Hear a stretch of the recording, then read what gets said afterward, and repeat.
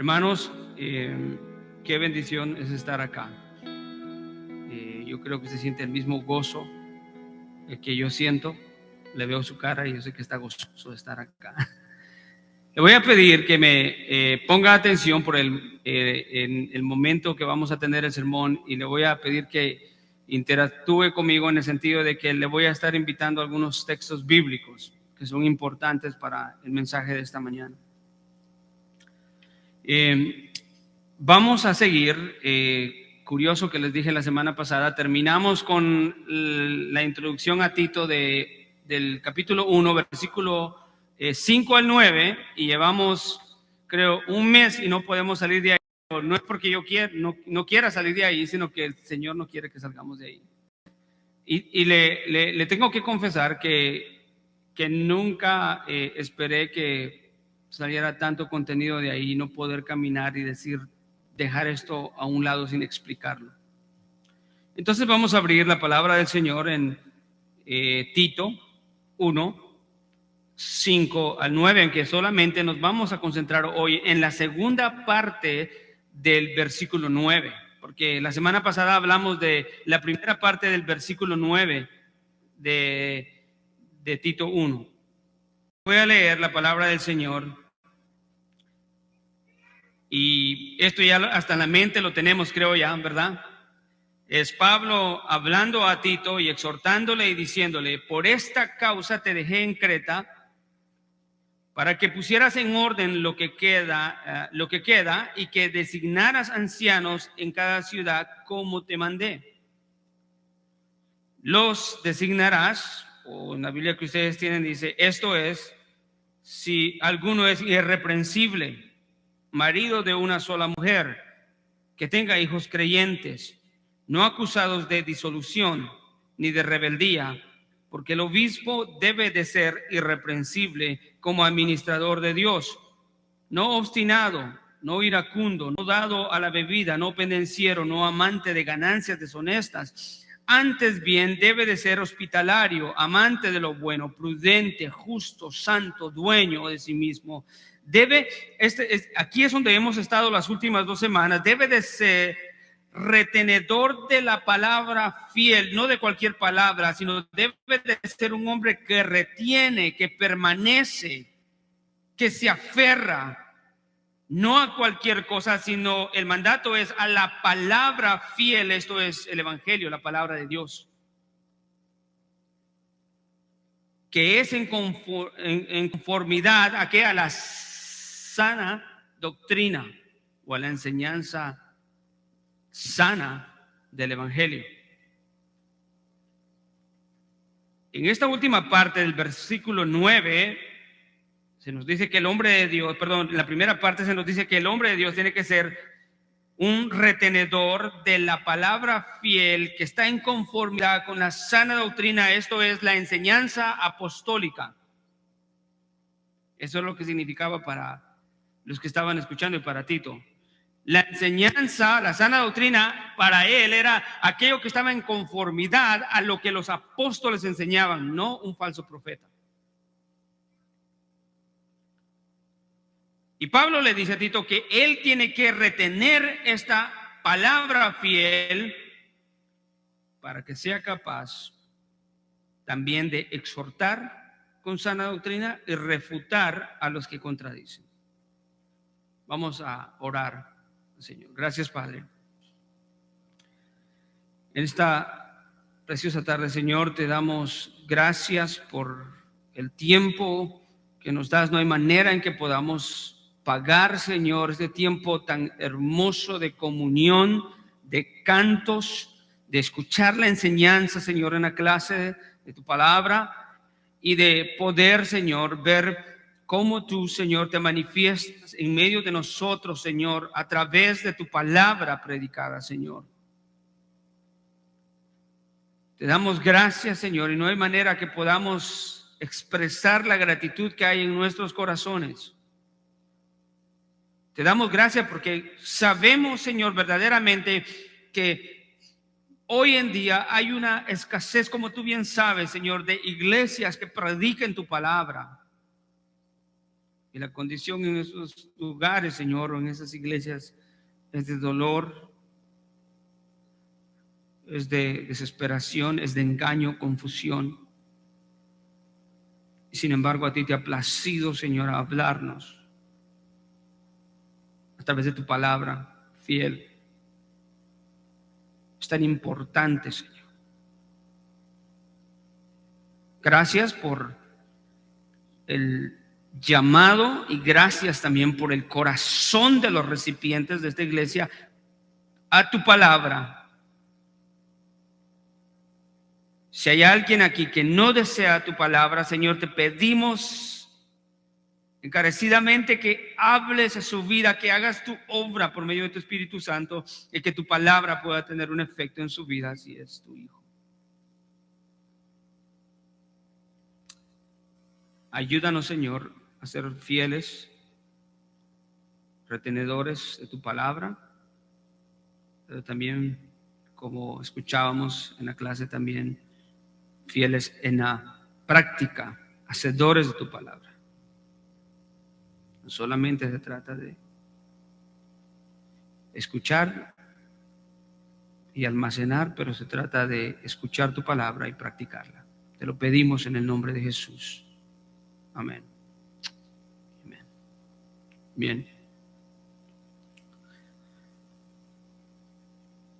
Reteniendo la palabra fiel que es conforme a la enseñanza, dice Pablo a Tito, de los hombres que han de ser instituidos como obispos dentro de la iglesia. ¿Para qué? Para que sean capaces de exhortar con sana doctrina y refutar a los que contradicen. Como les dije, los últimos 2 puntos que hemos estado viendo son los siguientes, y vemos esos puntos, según lo presenta la epístola, como un propósito que lleva a un fin. Cuando me refiero a eso, no me refiero a algo que va a acabar, sino a una meta. El propósito de Pablo darle esta instrucción a Tito de que los ministros deben de retener la palabra, deben de caracterizarse de retener no cualquier palabra, sino la palabra fiel, es con un propósito que los lleva a un fin.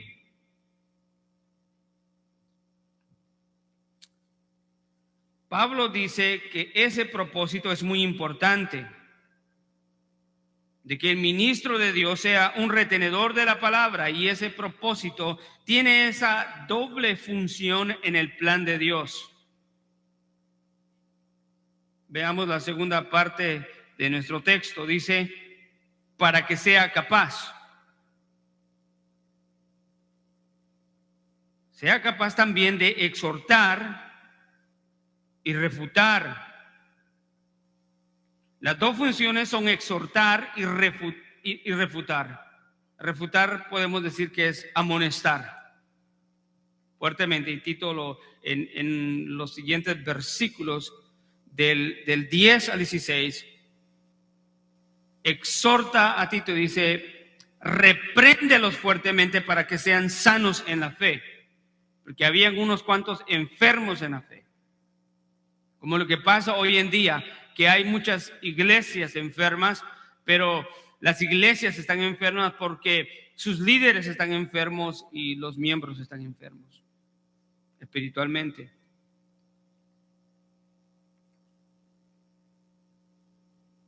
El propósito es que sea un hombre hábil, capaz para cumplir el trabajo, que sea capaz de exhortar a los creyentes y que sea capaz de refutar a los que contradicen, a los que quieren introducir falsas enseñanzas. Entonces vemos que hay un fin, y ese fin es que el hombre sea hábil para exhortar y para refutar. Quiero contarle una historia. Esta historia es acerca de un papa llamado Calixto en el tercer siglo, ¿no? Específicamente en el año 217 al 222. Se cuenta que el Papa Calixto era considerado un hombre compasivo, perdonaba y restituía a sus puestos a obispos que habían confesado haber sido inmorales sexualmente hasta 2 y 3 veces, apelando, a la parábola del trigo y la cizaña. Enseñaba que cometer repetidamente pecados graves no era motivo para descalificar a todo obispado. Lo que más tarde se supo era que Calixto él mismo también era un hombre ambicioso y corrupto, que fue acusado de malversación de dinero de la iglesia y acabó muriendo a bastonazos, convirtiéndose en un primer papa mártir en la historia del catolicismo. Si se le puede llamar mártir, ¿verdad? Porque morir por una causa o algo así no es mártir. Ofrecer compasión y perdón al pecador genuinamente arrepentido es algo que Dios demanda de nosotros, y Jesús mismo nos ha hablado de eso en Mateo, en el Sermón del Monte. Y es algo que debemos de hacer de corazón y genuinamente. Pero lo que no nos demanda Dios es que se acepte el pecado en la iglesia, porque los líderes no tienen la libertad para sancionar el pecado, porque ellos mismos están en pecado. Calixto perdonaba, podemos concluir que perdonaba a otros obispos sus actos inmorales porque él mismo era corrupto, no tenía autoridad para exhortar, para reprender. El hombre de Dios no tiene que ser así. Dios no nos manda a aceptar el pecado dentro de la iglesia. Desafortunadamente, hoy en día vemos líderes que no exhortan a los miembros de sus iglesias a dejar el pecado. Uno se pregunta ¿por qué? ¿Por qué es que los líderes no exhortan a los miembros de su iglesia? Y la respuesta es porque no tienen ninguna autoridad. No tienen ninguna autoridad moral ni bíblica. No tienen un fundamento para hacerlo, pues ellos mismos están en el pecado. Todo líder en la iglesia, como hemos visto, o pastor, debe de ser irreprensible antes de su elección al ministerio, y durante el tiempo que desempeña el ministerio debe de ser un hombre irreprensible. Y primera de Timoteo nos habla de eso. Esto es lo que la palabra requiere, o Dios requiere de los hombres. La razón principal, como hemos visto, es que el ministro debe de ser ejemplar, vivir una vida pura, vivir una vida con carácter cristiano, y que sea un hombre que cree verdaderamente en la palabra de Dios. Eso es bien importante, porque un hombre que no cree en la palabra de Dios va a usar la palabra de Dios para sus fines, para sus beneficios. Y entonces no hace lo que la palabra demanda de él como ministro, porque no cree en la palabra. Ama más su pecado y rehúsa obedecer a la palabra.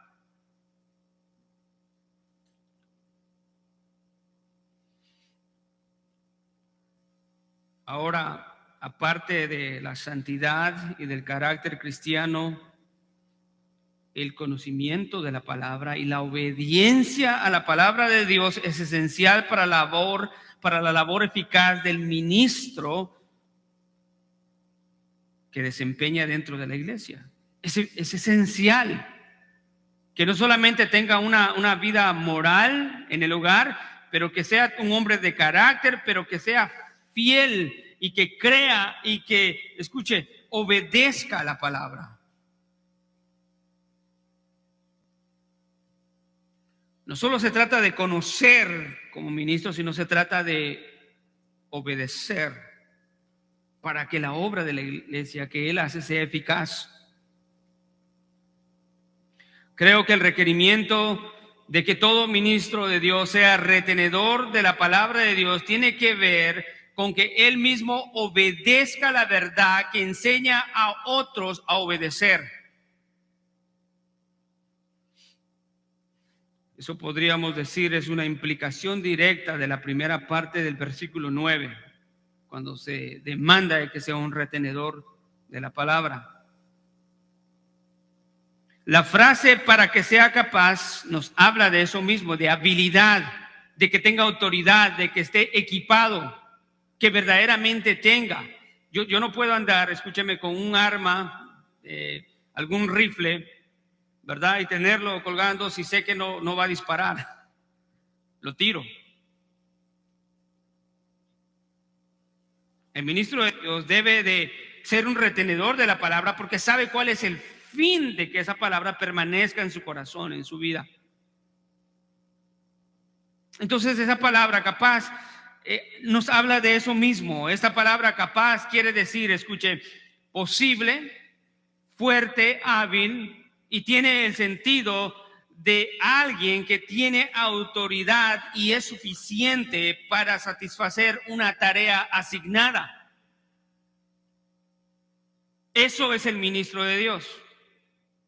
Por eso es que tiene que ser puro moralmente y tiene que tener un carácter, pero eso no es suficiente. Tiene que ser un hombre que está, escuche, sumergido en la palabra de Dios y que la cree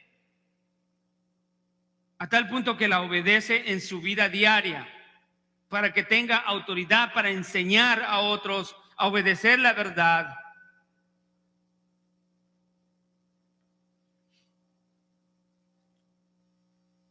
En otras palabras, la palabra de Dios en el corazón y la mente del ministro, si está fielmente obedecida y retenida, lo prepara hábilmente y le da autoridad, lo hace capaz para cumplir las dos funciones necesarias, fundamentales, que se tienen que dar dentro de la iglesia.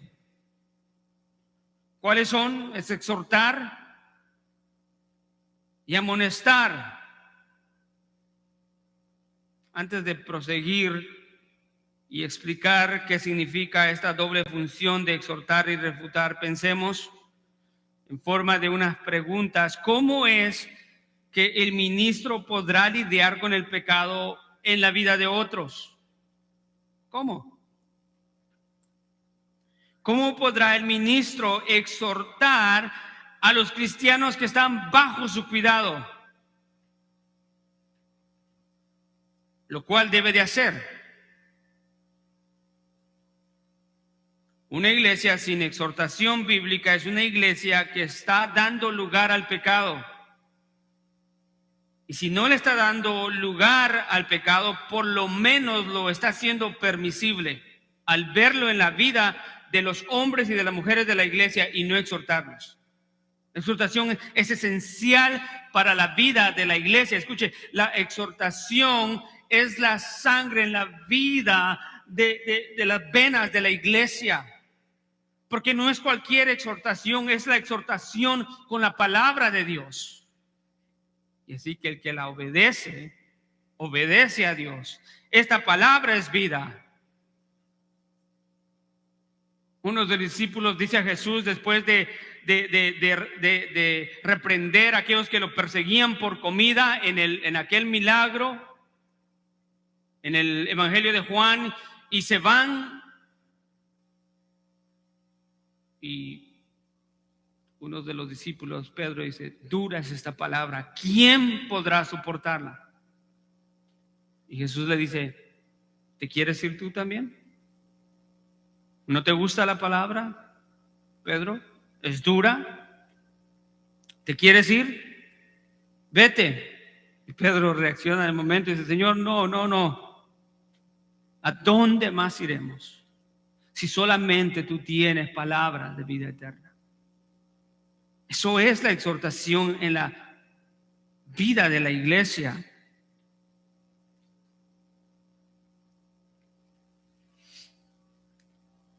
Esto no puede ser de permitir o dar una licencia, sino explícitamente por no querer lidiar con el pecado. El ministro no debe tolerar el pecado en la iglesia, en la vida de los que están a su cuidado. Pero de acuerdo con lo que hemos visto, es importante, escuche, quiero que hagamos esta conexión. Él no debe tolerar el pecado en su vida para que así él mismo no pueda tolerar el pecado en la vida de otros. De lo contrario sería hipocresía. Mandar a obedecer a otros la palabra que él no obedece. Esta clase de cristianismo la debemos de quitar de nuestra mente, en donde el pecado es permitido y aceptado a cualquier nivel de tu vida.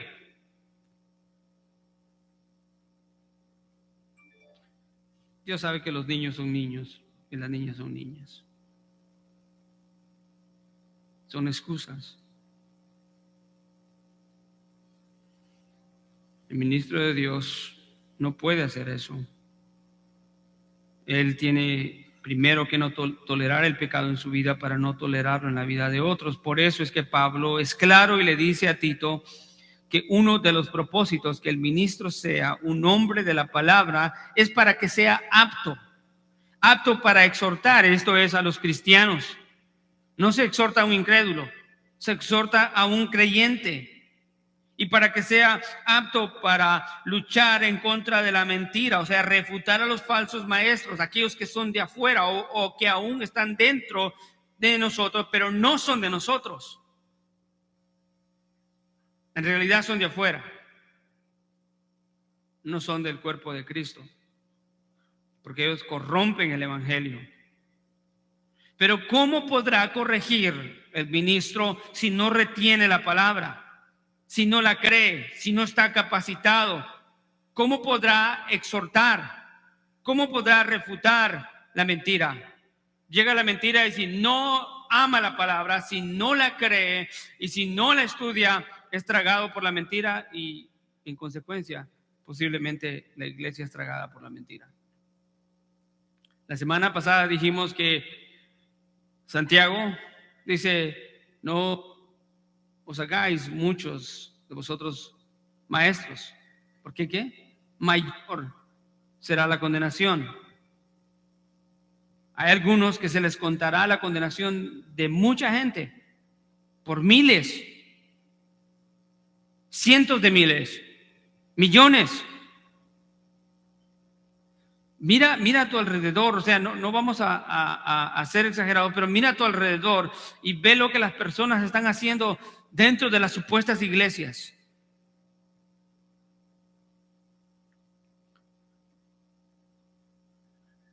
¿Cómo podrá el hombre de Dios corregir? ¿Cómo podrá ser hábil para hacer estas funciones que son esenciales dentro de la iglesia?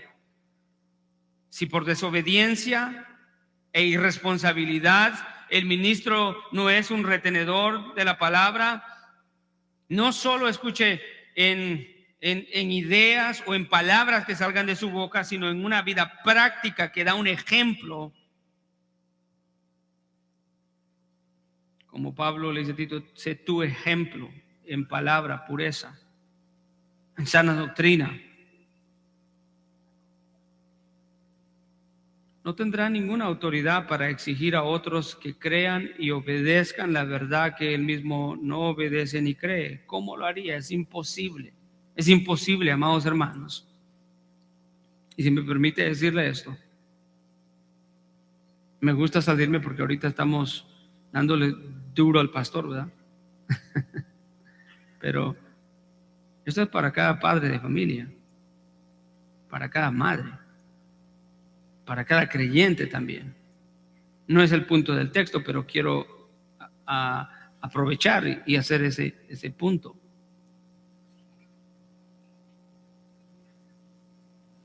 Nunca vas a poder exhortar ni ser ejemplo si tú no estás practicando tu vida cristiana, creyendo verdaderamente. No se puede tolerar el pecado en la iglesia, no se debe permitir que personas de las cuales hay evidencia que están caminando hacia el pecado vivan pensando que está bien y no importa cómo vivan, al hacer eso se les enseña a menospreciar la gravedad de su pecado. Habla del pecado y explica la gravedad del pecado. Es necesario hacerlo. La Biblia advierte en contra de toda clase de pecado y por lo tanto los que dicen hablar por parte de la palabra de Dios deben de exhortar en contra de toda clase de pecado. Deben de hacerlo sin temor ni compromiso con nadie, sin temor de qué es lo que la gente va a decir cuando esté exhortando, o sin compromiso porque no le puedo decir a tal persona esto porque tengo un interés con esa persona. No importa quién sea, tú tienes que hablar la verdad. El compromiso primeramente es con la verdad. Una exhortación no puede ser verdadera sino el compromiso está con la verdad.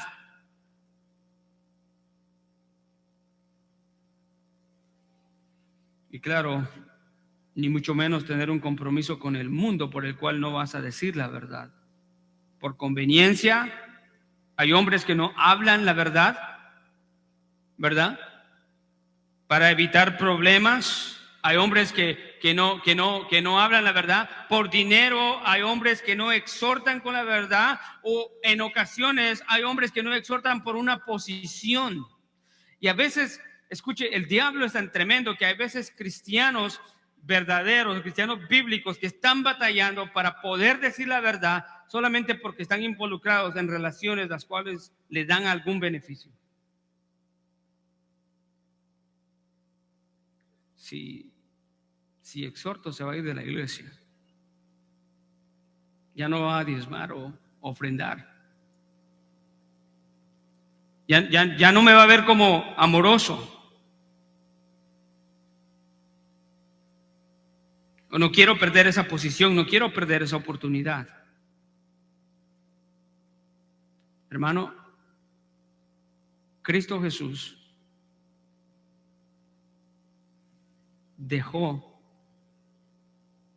descendió, se humilló por seres que no merecían nada. ¿Cuánto más nosotros no vamos a dejar todo por Cristo, por su evangelio, por la verdad? La idea de que los pastores solo deben de decir cosas positivas acerca de los miembros como: wow, tú todo lo puedes, eres un campeón, qué bien, ¿cómo te ves? Eres muy importante. No te preocupes, Dios sabe que eres débil. Eso no es bíblico.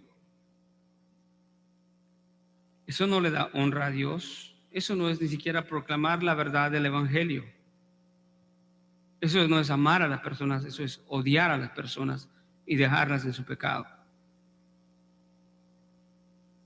El ofrecimiento de Dios no es: revuélcate en el pecado y Dios te comprenderá.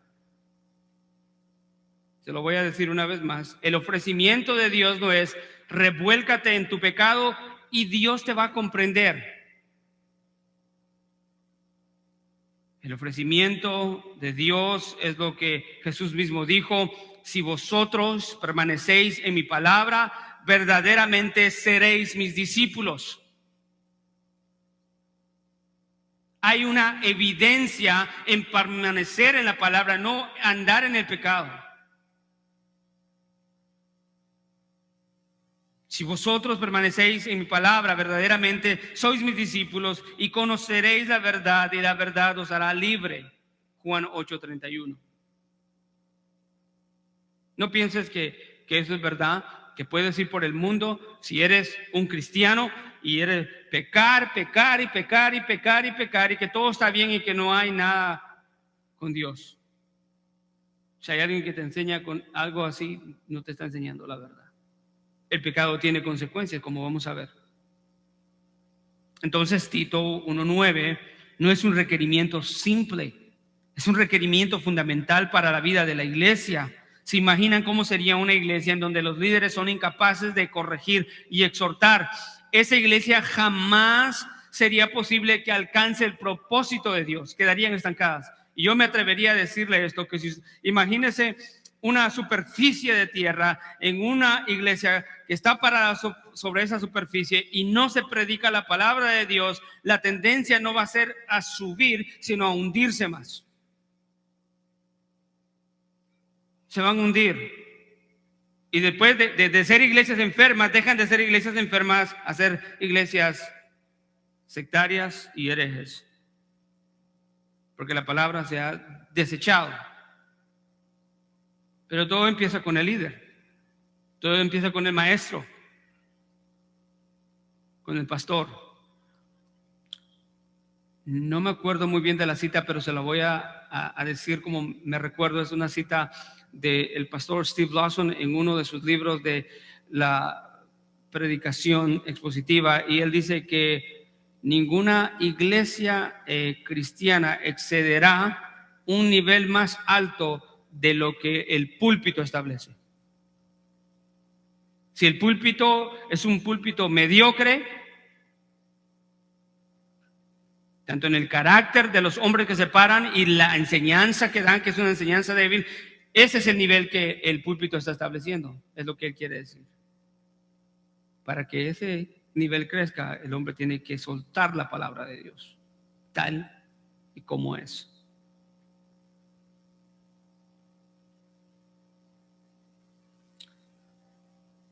Este requerimiento es fundamental para la vida de la iglesia. Se imagina esas iglesias donde no se puede, sería imposible que alcancen el propósito de Dios. Hebreos 3, 12 al 13 dice: tened cuidado, hermanos, no sea que alguno de vosotros haya un corazón malo de incredulidad para apartarse del Dios vivo.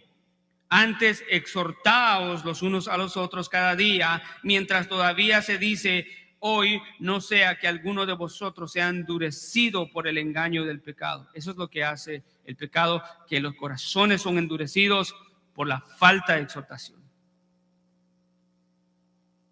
Los corazones son cauterizados. Vamos a la primera función. La primera función es la exhortación. Pablo dice que la primera función es para que él sea capaz de exhortar. O sea, la primera función es la exhortación. ¿A quién debe exhortar? Los líderes, los ancianos, los pastores. La respuesta es a todo cristiano. Para entender un poco más de esa función, todo ministro del evangelio, es necesario entender qué es la exhortación. Exhortación quiere decir pedir fervorosamente. Exhortación quiere decir invitar, animar.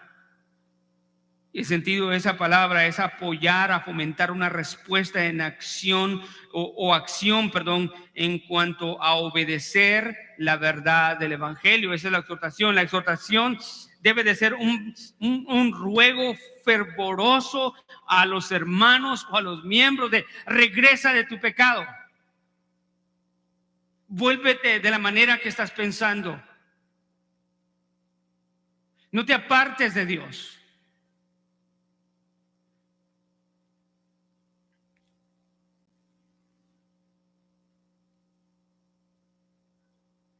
Un léxico griego español nos dice que esta palabra también significa rogar, alentar, infundir ánimo, pedir y suplicar y hasta confortar. Y todo eso solo puede ser posible a través de la palabra. O sea, la exhortación no viene con el propósito de destruir, viene con el propósito de formar.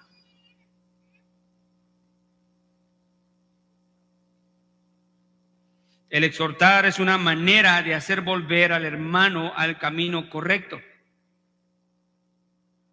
para que no corra el peligro de desviarse del evangelio e ir detrás del pecado. No exhortes a los hermanos y terminarán en el pecado, cometiendo errores que les costarán mucho.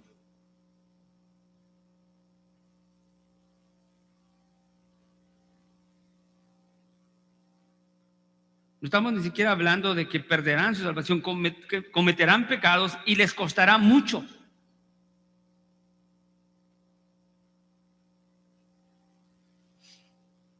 Se le pide fervorosamente que abandone su pecado, porque sabemos que las consecuencias del pecado en los hombres son severas, más aún si dicen conocer la verdad.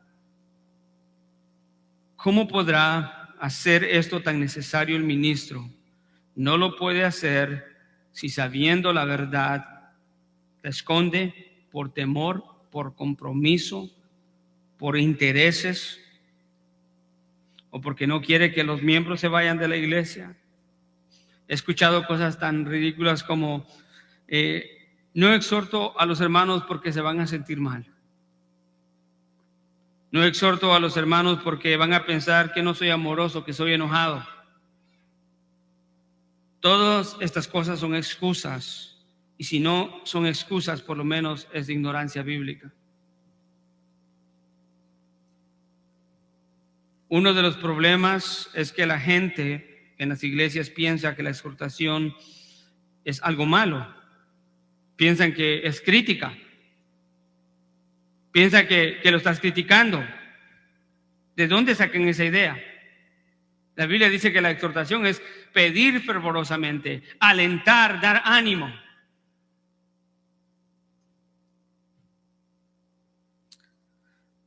Escuche lo que le voy a decir. Mucha gente dice que la exhortación es algo malo, cuando en realidad la exhortación es la manera en la que Dios nos endereza con amor, haciéndonos ver nuestro pecado y regresar a Él. Si Dios nos exhorta por medio de hombres sostenidos por su palabra, eso no puede ser otra cosa que misericordia. Sí, si Dios nos exhorta por hombres, por medio de hombres sostenidos en su palabra, eso no puede ser otra cosa más que su misericordia y el amor de Dios manifestado a nosotros, a nuestra vida. La única otra alternativa de que la exhortación de Dios no venga a nuestra vida es que no haya arrepentimiento y solo queda el juicio. Pero hay algo que quiero aclarar ahí. Eso no le debe de suceder a un verdadero cristiano. En realidad, la exhortación también sirve para filtrar a aquellos que no son verdaderos cristianos, de los que son cristianos, porque un cristiano verdadero no va a llegar al juicio, pero un apóstata sí va a llegar al juicio. El cristiano verdadero va a escuchar la palabra de reprensión y ¿qué va a hacer? Arrepentirse, dolerse por su pecado, arrepentirse, Señor, perdona mi pecado. Y en realidad la exhortación, escuche, es algo que Dios usa para poder ayudarnos en cuanto a la progresión santificadora o la santificación progresiva. Fuimos salvos, pero vamos en un rumbo, vamos creciendo y siendo como Cristo cada día más. La exhortación ahí tiene un resultado de evidenciar que nuestra obediencia nos está llevando en crecimiento espiritual.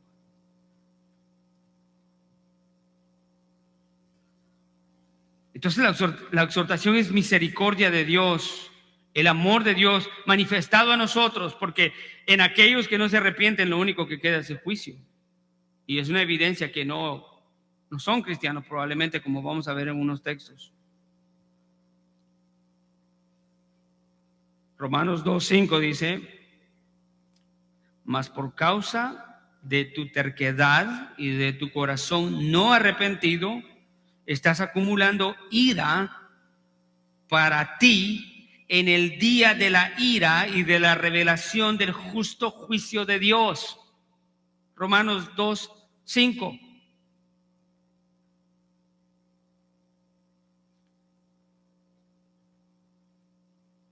La terquedad, el corazón no arrepentido, lo único que hace es darnos el boleto directo para el día de la revelación del juicio de Dios. Pero como dije, los hijos de Dios no llegarán ahí, porque los hijos de Dios escuchan y dejan su pecado. Tienen la habilidad que son salvos, tienen al Espíritu Santo, y tienen la Escritura, tienen a los hombres dentro de la iglesia, tienen a los hermanos que los exhortan y los animan y los traen al camino correcto y piden perdón. Si la primera función tiene que ver con el cuidado de la vida espiritual de los creyentes, la segunda función tiene que ver con los falsos maestros que vienen de afuera. La palabra es refutar, y esa palabra significa amonestar rigurosamente. El sentido es amonestar fuertemente a los que contradicen la fe, con el fin no solamente, escuche, de amonestarlos y destruirlos, sino amonestarlos en sus falsas enseñanzas, con el fin de convencerlos a que regresen a la verdad o que crean a la verdad.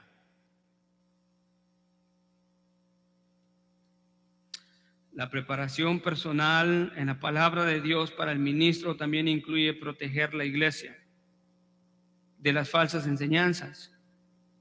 No acomodar falsas enseñanzas para incluirlas dentro de la iglesia para que la gente esté contenta. Corregir las malas enseñanzas se da.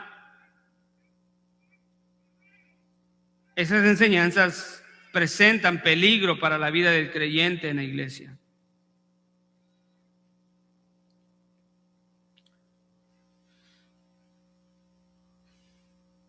Escuche lo que dice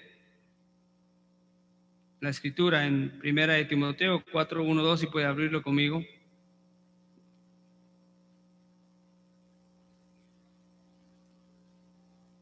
¿Lo tiene? Dice, pero el Espíritu dice claramente que en los últimos tiempos algunos apostatarán de la fe, prestando atención a espíritus engañadores y a doctrinas de demonios, mediante la hipocresía de mentirosos que tienen cauterizada la conciencia. 1 de Timoteo 4:1-2. Eso es real, eso se va a dar. Y la exhortación ayuda para poder distinguir entre aquellos que son hijos de Dios y entre aquellos que no. Jesús dijo, mis ovejas oyen mi voz, no oyen la voz de los falsos profetas. Segunda de Pedro 2:1-3, si puede ir conmigo también. 2 Pedro 2:1-3. Y dice, pero se levantarán falsos profetas en el pueblo, así como habrá también falsos maestros entre vosotros, los cuales encubiertamente introducirán herejías destructoras, negando incluso al Señor que los compró, trayendo sobre sí una destrucción repentina. Muchos seguirán su sensualidad y por causa de ellos el camino de la verdad será blasfemado. Y en su avaricia os explotarán con palabras falsas. Pero escuche la última parte, dice, el juicio de ellos desde hace mucho tiempo no está ocioso, ni su perdición dormida. ¿Sabe lo que está diciendo? El juicio de Dios está vigente y está despierto y no tardará.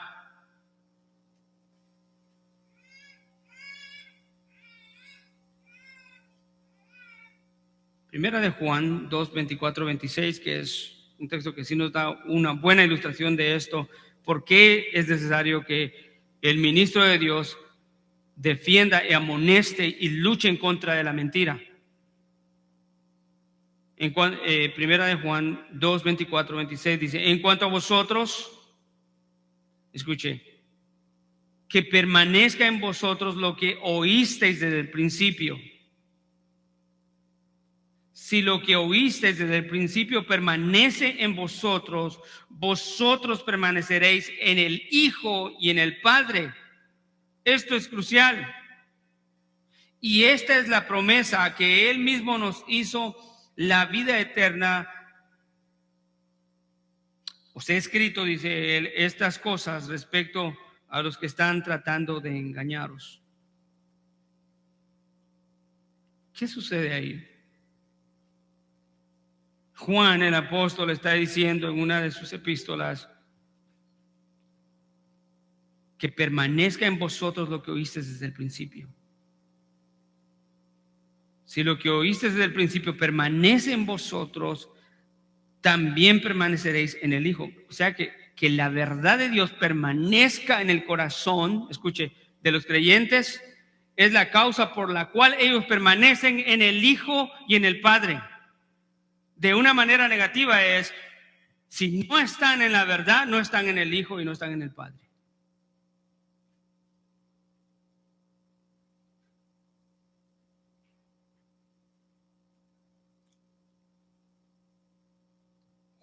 Primera de Juan 4:1 dice: amados, no creáis a todo espíritu, sino probad los espíritus para ver si son de Dios, porque muchos falsos profetas han salido al mundo.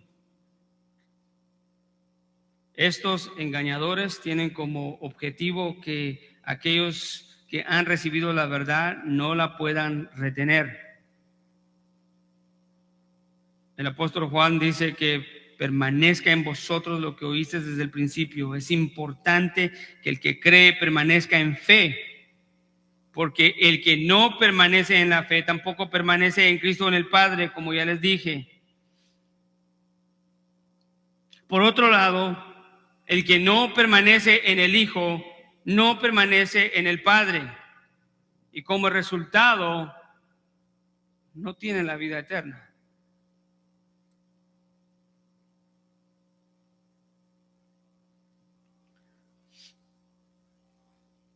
Esto es importante. ¿Cómo podemos ver? Los falsos maestros, con sus enseñanzas destructivas, no son una mera posibilidad dentro de la iglesia como amenaza. Todo lo contrario, son una realidad. Sed de espíritu sobrio, estad alerta. Vuestro adversario, el diablo, anda al acecho como león rugiente buscando a quien devorar. Esa es una realidad.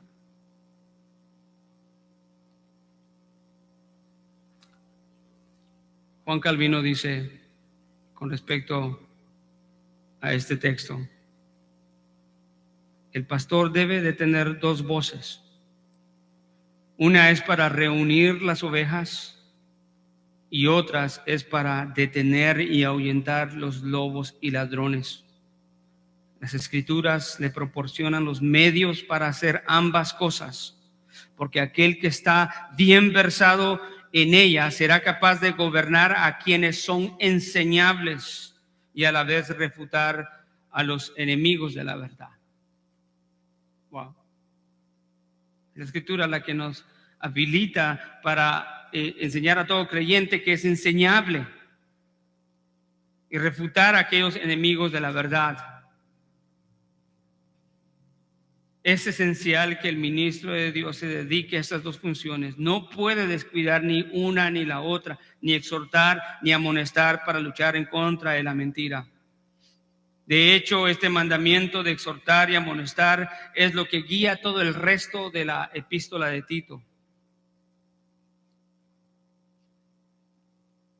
Tito 10:13 dice, no lo tiene que buscar, dice, porque hay muchos rebeldes, habladores, vanos, engañadores, especialmente los de la circuncisión, a quienes es preciso tapar la boca, que están trastornando las familias enteras, enseñando por ganancias deshonestas cosas que no se deben. El versículo 13 dice, termina diciendo, por eso repréndelos severamente para que sean sanos en la fe. Estas dos funciones tienen que estar en la iglesia, amados hermanos. Es esencial y fundamental. Con esto termino y le doy esta ilustración bíblica,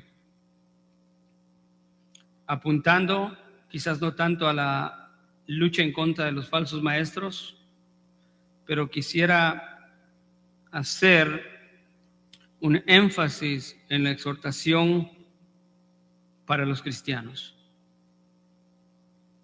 Esto no es una idea de Dios en el Nuevo Testamento, esto lo vemos en todo el Antiguo Testamento. Yo quisiera que usted me acompañe a Segunda de Samuel. Segunda de Samuel 12. Y vamos a ver las consecuencias, escuche, de que el rey David no era un hombre que retuvo la palabra de Dios. Y exactamente esa es la acusación de Dios para David. Y de hecho fue el problema también de Saúl, que no obedeció a la palabra de Dios. Pero ese problema, escuche, esa desobediencia de David lo hizo ver una mujer desde una azotea, la codició, adulteró, y después eso lo llevó a convertirse en un asesino premeditado. Y eso tuvo grandes consecuencias. En ese sentido, David no era pastor, pero era el líder de la nación de Israel. Cometió un pecado. Y lo que a veces ignoramos, hermano, escuche, David directamente violó los 10 mandamientos.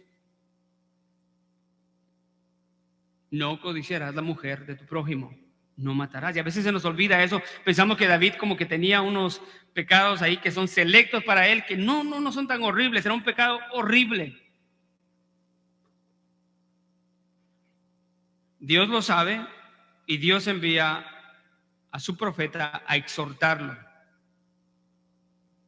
Segunda de Samuel 12 dice: entonces el Señor envió a Natán a David, y Natán vino a él y le dijo: habla 2 hombres en una ciudad, el uno rico y el otro pobre. El rico tenía muchas ovejas y vacas, pero el pobre tenía no tenía más que una corderita que él había comprado y criado, la cual había crecido junto con él y con sus hijos. Comía de su pan, bebía de su copa y dormía en su seno, y era como una hija para él. Estoy hablando de la ovejita. Vino un viajero a visitar al hombre rico, y este no quiso tomar de sus ovejas ni de sus vacas para preparar comida, el hombre rico, para el caminante que había venido a él, sino que tomó la corderita de aquel hombre pobre y la preparó para el hombre que había venido a visitarlo. Y se encendió, dice, la ira de David en gran manera contra aquel hombre que tal había hecho, y dijo a Natán: vive el Señor, que ciertamente el hombre que hizo esto merece morir y debe pagar 4 veces por la cordera por lo que hizo, porque no tuvo compasión. Entonces Natán le dijo a David: tú eres ese hombre. David había cometido un pecado. Dios mandó a su siervo, el profeta Natán, a exhortarlo. David, la palabra lo llama como un hombre que es conforme al corazón de Jehová. Quizás lo que debemos de entender ahí es que es un hombre que era celoso por Dios y se arrepintió, pero eso no dejó de traer consecuencias a su vida. Pero Dios le mandó la exhortación. Esto fue lo que dio, escuché, el inicio del derrumbe de David como rey de Israel. A manera de aplicación, David era un líder de una nación, el pastor es un líder de una iglesia. David perdió su irreprochabilidad por un pecado. Un pastor puede perder su irreprochabilidad por un pecado así.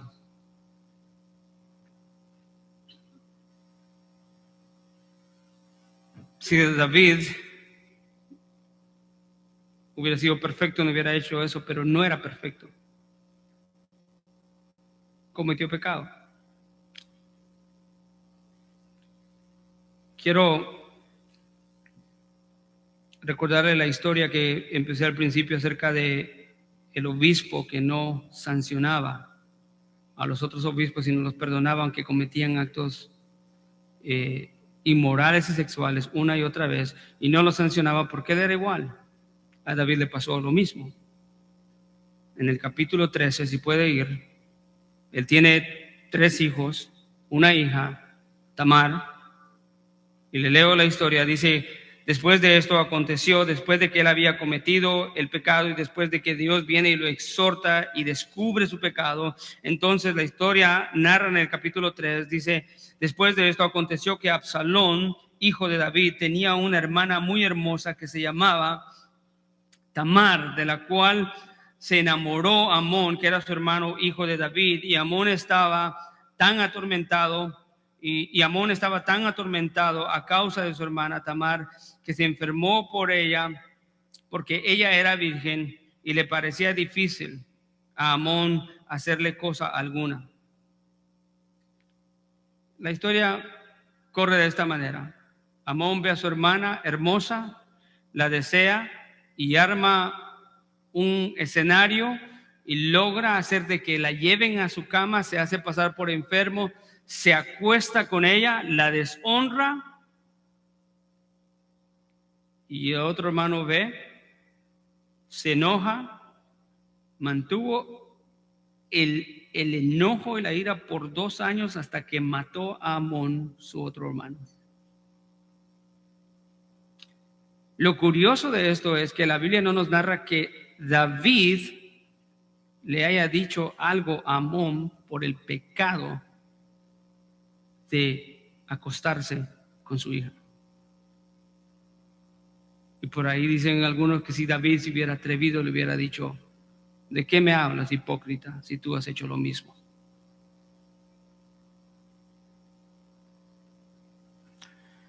La necesidad y la importancia de la irreprochabilidad para que la función de exhortación dentro de la iglesia tenga y cumpla su propósito es esencial.